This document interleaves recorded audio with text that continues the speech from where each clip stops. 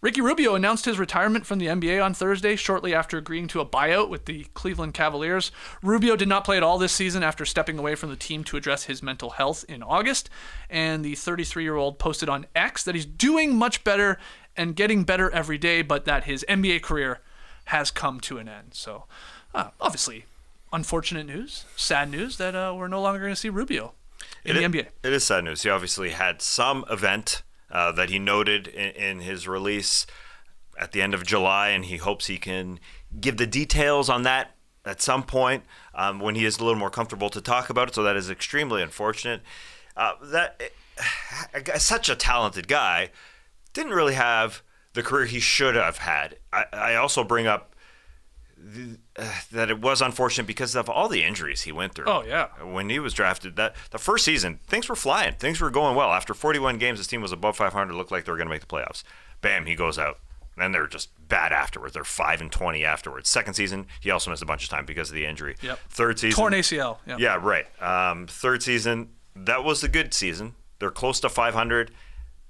And they almost made the playoffs. They didn't. Fourth season, hurt. And then so the 6 seasons ended. He didn't make the playoffs, but with Minnesota specifically. Yeah. And then when he made it with the Jazz, he got injured. Yeah, he got when injured he finally got into the postseason there. Yeah. So I think he will be remembered like Jason Williams is. All the passes. He'll be remembered for that. It is unfortunate, but he was a great dude. Just period, a great dude. Alexei Shved loved him. Classic moment. Change your face, be happy. That's right. How will you remember sort of Ricky Rubio? Do you think it will be like Tass is saying, along the white chocolate sort of route of the highlights and all that? I think that's exactly right. He will probably be the 2000s white chocolate, for lack of a better word, Spanish chocolate, if you will. I mean, 10, 4, and 7. The numbers for his career aren't going to wow you for sure, but when you cut together all of his passes, it's going to look sick. The thing with Rubio is, like, he was pitched as, like, a super flashy passer, and he definitely was, but I always thought one of his strengths was the guy had the ball before anybody expected him to have the ball. Yeah. It wasn't always, like, the craziest looking pass, but it's like he's got an extra half second to shoot, which is huge. So the passing and the flair definitely is something that'll be big for me. Change your face, be happy.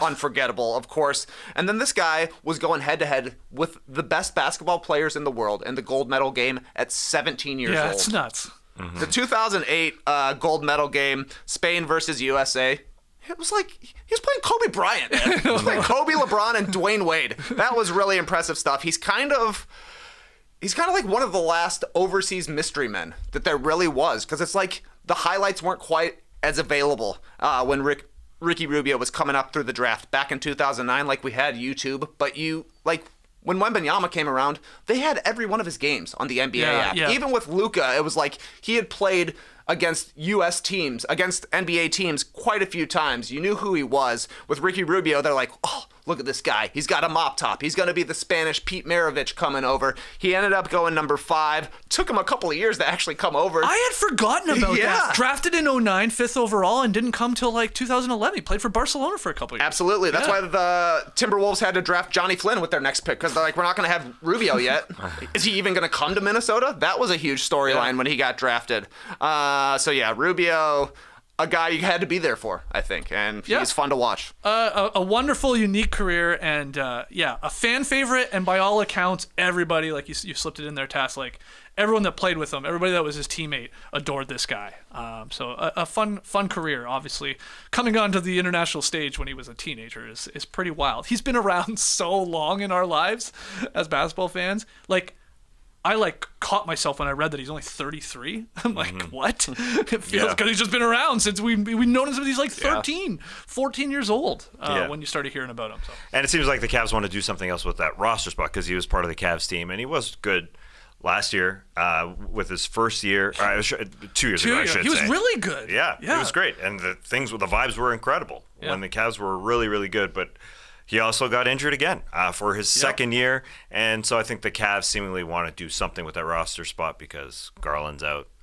So they want to do something, and they've had some sort of conversation. But he's talked about how much he loves Kobe Altman, how much he loves the organization, but he has to move on at some point. So it's an unfortunate ending. I wonder too, because he entered the league in 2011. If it was just it would have been better if he entered like 10 years before that, because he entered when the three-point shooting was on the rise, and he was never really a good three-point shooter. Yeah. So if he was just a passer, if he was just Jay Williams, if he was just Jason Kidd, 20 years earlier or something, but also just the injuries just killed him.